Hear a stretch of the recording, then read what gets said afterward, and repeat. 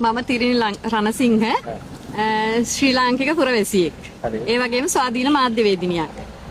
එතකොට මම අද ශ්‍රී ලංකා පොලිස් මුලස්ථානයට ආවේ ශ්‍රී ලංකාවේ 8 වෙනි විධායක ජනාධිපති සිරගත කිරීමට අදාළව නඩු තොරතුරක සත්‍යතාවය තහවුරු කරගන්න පොලිස් නිලධාරීන් 5 දෙනෙක් එංගලන්තයේ බලා පිටත් වුණා. එංගලන්තයේ විශ්වවිද්‍යාලයේ ඒ තොරතුරු සම්බන්ධව අදාළ තොරතුරු ලබා ගැනීම සඳහා. එතකොට අපිට අවශ්‍ය තොරතුරු තමයි මේ තොරතුරු ලබා ගන්න මේ විමර්ශන නිලධාරීන් කී දෙනෙක් එංගලන්තයේ බලා පිටත් වුණාද? එතකොට මේ නිලධාරීන් කවුද? එයාලට ගිය වියදම් මොනවද? මෙන්න මේ වගේ මේ අදාළ තොරතුරු අපි නඩු කටයුත්තට අදාළ තොරතුරු අපිට අවශ්‍ය නැහැ. මොකද තවමත් විමර්ශනය යන නිසා අපිට අවශ්‍ය මේ ගිය නිලධාරීන් ලබාගත් ප්‍රතිඵල සහ මේ නිලධාරීන්ට ගිය වියදම්. මොකද ශ්‍රී ලංකාවේ බදු ගෙවන ශ්‍රී ලාංකික පුරවැසියෙක් විදිහට 2016 අංක 12 දරන තොරතුරු දැනගැනීමේ අයිතිවාසිකම් පනත යටතේ අපි තොරතුරු ඉල්ලීම් අයදුම් පත්‍රයක් ඉදිරිපත් කරා පොලිස් මූලස්ථානයේ තොරතුරු බෙදා දීමේ නිලධාරියා වෙත.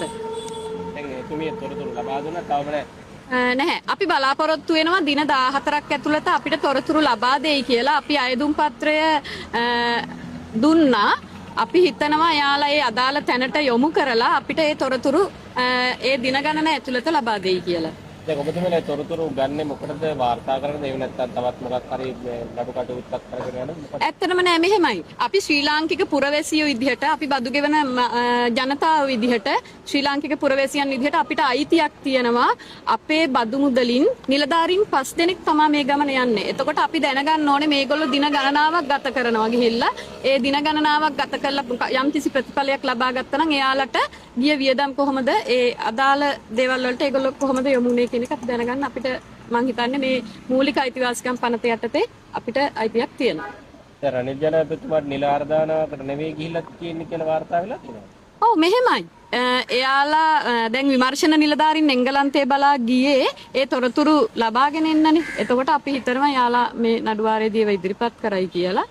මම හිතනවා දින 14කින් පස්සේ පොලිස් මූලස්ථානයේ හරහා ඒ අදාළ ආයතන වලට ගිහිල්ලා අපිට ලැබෙන තොරතුරු අනුව අපි මාධ්‍යයට කතා කරනවා. දැන් එහෙම මේ විශාල මුදලක් වියදම් වෙලා තියෙනවා නම් හරි ඊයක් හරි රජයේ බදු ගෙවන ජනතාවගේ මුදල් වියදම් වෙලා තියෙනවා නම් එහෙම මොකක් හරි නීතිමය තත්ත්වයක් තියෙනවද? පොලිසියට නඩු දාන්න පුළුවන් හැකියාවක් තියෙනවද ඔබතුමීලා? අපි හිතනවා නීතිය කාටත් පොදුයි කියලා.